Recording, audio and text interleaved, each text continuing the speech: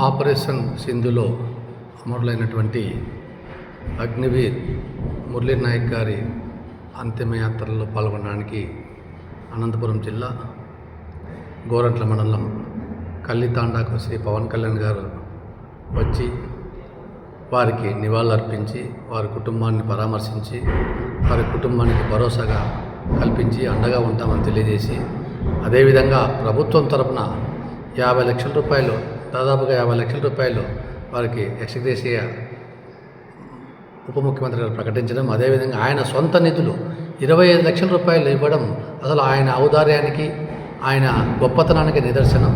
ఎందుకంటే మనం మురళీ నాయక్ గారి కుటుంబానికి ఎంత ఇచ్చినా తక్కువే, కానీ వారి కుటుంబానికి మన ప్రజలంతా, తెలుగు ప్రజలంతా అండగా ఉంటారు, మీకు ఎలా భరోసా ఇవ్వడం అనేది గొప్పతనం. అది పవన్ కళ్యాణ్ గారికే అది చెందుతుంది. ఎందుకంటే అన్నీ పక్కన పెట్టేసి నిన్నటి రోజు ఇక్కడ రావడం మేము కూడా గర్వపడుతున్నాం. ఎందుకంటే ఇటువంటి గొప్ప నాయకుని ఆధ్వర్యంలో, నాయకత్వంలో పనిచేస్తున్నందుకు మేము కూడా జనసేన పార్టీ నాయకులుగా గర్వపడుతున్నాం.